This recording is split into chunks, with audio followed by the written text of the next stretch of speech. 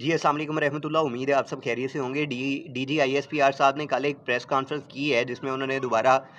پوری قوم کو حقائق سے آگاہ کیا ہے، اور انہوں نے جو ملکی سیاسی صورتحال ہے اور جو دفاعی صورتحال ہے اس کے حوالے سے انہوں نے آگاہ کیا ہے۔ انہوں نے اہم نکات پر گفتگو کی، اور جس میں سب سے پہلے انہوں نے زور دیا عزم استحکام کے نام سے جو آپریشن چل رہا ہے اس کے حوالے سے۔ دوسرا انہوں نے ڈیجیٹل دہشت گردی، جو فیک نیوز اور جو پروپیگنڈا چلتا ہے اس کے حوالے سے بات کی،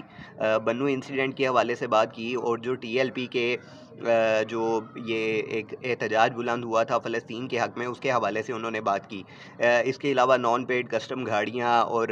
جو ایرانی تیل کی جو سمگلنگ ہے بارڈرز کے ساتھ جو ہیر پھیر ہوتا ہے،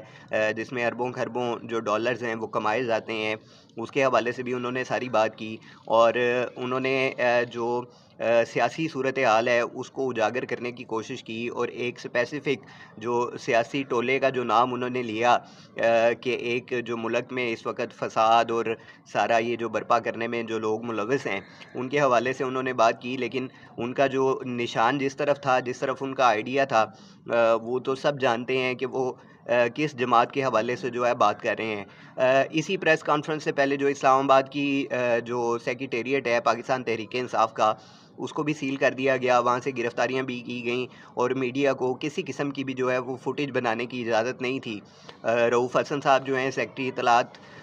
پاکستان تحریک انصاف، ان کو بھی گرفتار کیا گیا۔ آج ان کا 2 روزہ جو جسمانی ریمانڈ ہے وہ بھی دے دیا گیا ہے، اور اسی دفتر سے جو لیپ ٹاپس ہیں، کمپیوٹرز ہیں اور چند موبائلز ہیں وہ بھی پولیس نے اپنی تحویل میں لے لی ہیں۔ اب دوسری عرض یہ ہے کہ جو بنو انسیڈنٹ ہوا اور جو معصوم لوگ تھے جن کو شہید کر دیا گیا، اور اس کے حوالے سے ایک باقاعدہ جو امن مارچ ہے وہ زور پکڑتا جا رہا ہے۔ اس وقت اگر آپ صورتحال کو دیکھیں تو جو صوبائیت کی جو تقسیم ہے وہ بڑی شدت سے پاکستان میں جو ہے اثر انداز ہوتی نظر آ رہی ہے، اور جو جماعت اسلامی نے دھرنا دیا فلسطین کے حق میں، غزہ کے حق میں، اور ان کے خلاف جو ہے باقاعدہ پولیس کی جانب سے لاٹھی چارج بھی کیا جاتا رہا۔ مشتاق احمد خان صاحب جو ان کی عظمت کو، ان کی ہمت کو، ان کی اہلیہ کی ہمت اور عظمت کو سلام پیش کیا جانا چاہیے کہ وہ اپنے مقصد سے ذرا بھی پیچھے نہیں ہٹے، اور آج بھی وہ فلسطین اور غزہ کے حق میں تقریباً 290 دن سے زائد کا عرصہ بیت گیا ہے، وہ وہاں پر اپنی آواز بلند کر رہے ہیں، اور اس قوم کو، امت مسلمہ کو جگانے کی کوشش کر رہے ہیں۔ امت مسلمہ کے جو حکمران ہیں ان کو جگانے کی کوشش کر رہے ہیں، اور ان کو بے پناہ جو ہیں مشکلات، جو ریاستی طور پر مشکلات کا ان کو سامنا ہے، اور وہ اس کو فیس کر رہے ہیں۔ اور ان کی اسی دھرنے کے دوران ان کا جو ایک اہم رکن تھا وہ بھی ایک ریٹائرڈ جو آرمی افسر ہیں ان کے بیٹے کی جانب سے گاڑی مار کر اس کو شہید کر دیا گیا اسی دھرنے کے دوران، اور اب اس کو بھی، اس شخص کو جس نے یہ قتل کیا، اس کو جو آرمی کسٹڈی ہے اس میں دے دیا گیا ہے۔ دوسرا عرض یہ ہے کہ جو ٹی ایل پی ہے، اگر وہ فلسطین اور غزہ کے حق میں کوئی احتجاج بلند کرتی ہے تو اس کے خلاف جو ہے وہ کوئی لاٹھی چارج نہیں کیا جاتا یا ان کی گرفتاریاں نہیں کی جاتی، بلکہ ان کو پولیس کی جانب سے تعاون کی یقین دہانی کرائی جاتی ہے، اور یہ ایک ڈبل سٹینڈرڈ جو بنایا جا رہا ہے یہ بھی انتہائی افسوسناک ہے۔ دوسرا جو یہ ایرانی جو تیل ہے، جو پٹرول ہے، جو سمگلنگ ہوتی ہے، اور پٹرول کے علاوہ جو دیگر اشیاء ہیں جو سمگلنگ میں ملوث ہیں، تو بارڈرز پر جو حفاظت کی ذمہ داری ہے وہ ظاہر ہے پاک فوج کا جو ادارہ ہے اس کی ذمہ داری ہے، اور پاک فوج کا ہی ادارہ ہے جس نے جو پاکستان کی جو سلامتی ہے اس کو یقینی بنایا ہوا ہے۔ کچھ کمیاں ہیں، کچھ کوتاہیاں باقی ہیں جن پر جو ہے وہ عمل بھی کرنا چاہیے ان کو درست کرنے کے لیے، لیکن اگر آپ اوورآل اپنے ملک کی صورتحال کا جائزہ لیں تو آپ یہ دیکھیں کہ اس وقت آپ کی قوم، آپ کی عوام کس حال میں کھڑی ہے اور کیوں کھڑی ہے، اور جن کی وجہ سے کھڑی ہے وہ عرصہ 70 سال سے اس پاکستان پر قابض رہے، ان کی نسل در نسل سیاست میں آتی رہی، اور انہوں نے جو ہے اپنی جائیدادیں اور جو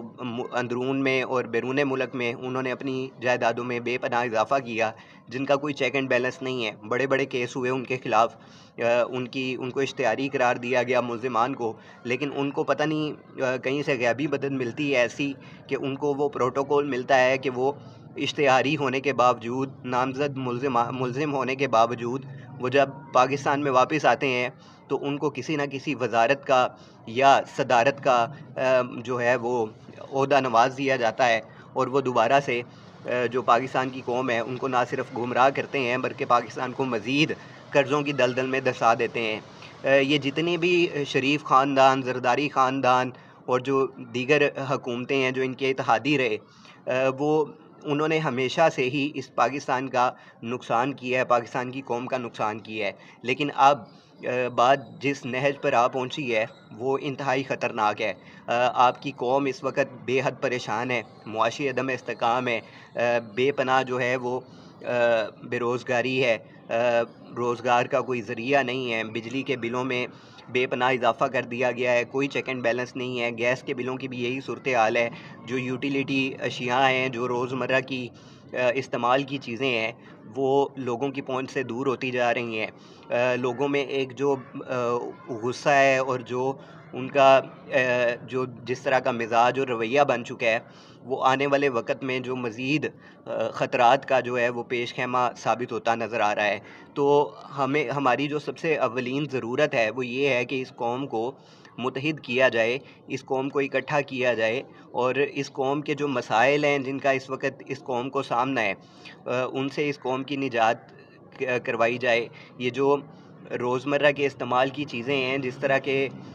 معاملات صورتحال ہے معاشی عدم استحکام کی، اس پر قابو پانا بڑا ضروری ہے، ورنہ کوئی بھی ادارہ اس چیز کو سنبھال نہیں پائے گا جب یہ قوم بے ہنگم ہو کر بغیر کسی رہنما کے جب یہ